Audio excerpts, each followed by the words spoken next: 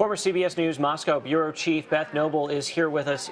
Beth, what do you think of Putin's comments warning of those serious consequences? Is that just Putin speak for we're going to do something?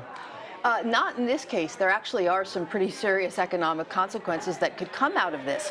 The #1 destination for Russian tourists wanting to leave the country is Turkey. Or maybe it was #2 after Egypt, but now Russian tourists aren't going to go to Egypt anymore after that Russian airliner was taken down apparently by a bomb. So Turkey is a huge Russian tourist destination. And already this morning, there are tour companies in Russia that are saying they're going to suspend their operations in Turkey. That is millions of people and millions of dollars going into the Turkish economy.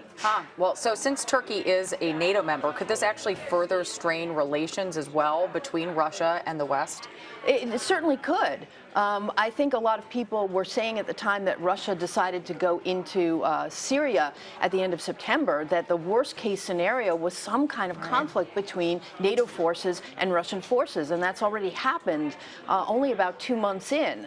It's not really clear what's going to happen, but there's a lot of people in those skies right now, and NATO and the Russians have to figure out a way to avoid this kind of confrontation if they want to create any kind of meaningful partnership to make some progress towards peace in Syria. Beth, at the same time, some would say this maybe isn't a surprise. You've had Russian jets antagonizing NATO, coalition U.S. forces and ships and airspace for a long time now.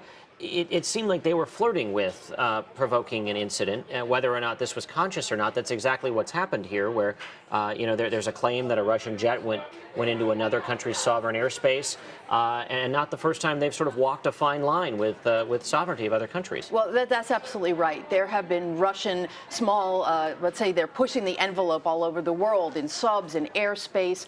This not only goes back to the Cold War, but it really has been happening for many years. So the question is Russia going to stop doing that? Is this a sign that they've been playing with fire and maybe getting away with it, or not? The other thing I'd say is that situation in northern Syria is really very complicated. One of the things that the Turks have been talking about since the Russians went in is that there are Turkish people in northern Syria who have been the subject of Russian bombing. And so Syria complained to the UN even this week saying, hey, Russia, we really don't want to see you taking aggressions against those civilian populations who are Turkish in northern Syria. So this situation is very complicated, and I don't think anybody can quite predict what Russia's going to do about it. I know. How do we end up sorting all this out?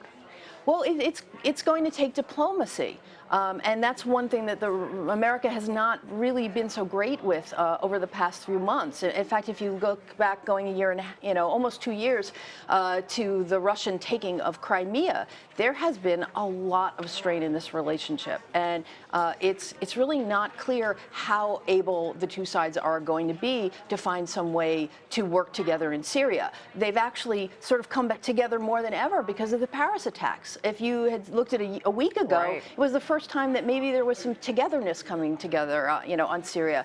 So now it's really not clear what's going to happen next. Well, and you touched on this here. You've got a real kind of bizarre, politics of bedfellows right now, in that you have much of the world coming to a consensus that something has to be done now against ISIS, which means the U.S., the French, the Russians, NATO allies sort of have to be on the same page on that front. At the same time, you have the U.S. actively campaigning to continue sanctions against Russia in Ukraine, and Russia having its own concerns after the downing of its jet, and now you have a fighter jet that's been shot down as well. You have a little bit of the enemy of my enemy is my friend going on, and yet you still have some fighting amongst these now sort of friends. Right. The situation in Syria it's a pot with a lot of chefs throwing ingredients in right now. So the thing to remember about the Russians is, even though they are supporting President Assad, the Syrian leader, a lot of their airstrikes have not been against ISIS. They've been against rebels who are fighting against Assad. And so I think one of the things that the West is likely to do as a part of what's happened today is say, look, do you Russians want to be part of the solution? If that's really true, we need to figure out who the real enemy is and all unite against them. And if the enemy is ISIS, then let's all all fight ISIS together. Remember that Russia has a significant Muslim population of its own, and they are taking a very risky stance in going into Syria at all because of possible reprisals with their own people. And does Assad become the bargaining chip for some of that if the U.S. is willing to say, okay, Assad doesn't have to go today. Well, he can stay until elections, but we need you to give us, stop bombing all of his opponents, instead focus on ISIS. Is that common enough ground? Does that let Putin claim a victory and the U.S. claim a victory, and the target maybe shift to ISIS, where there's a real threat of them striking either the Western Europe or the U.S. again? Well, what I'm hearing from a lot of people is that that is the kind of situation that maybe is something that can bring everything together. Putin is looking for some kind of win here. That's why he went into Syria. This is the first time that Russian troops have really gone into a space outside the former Soviet Union since the former Soviet Union fell apart in 1991. This is really an unprecedented situation for them. And so people are saying, well, what does Putin really want? What's a win for him?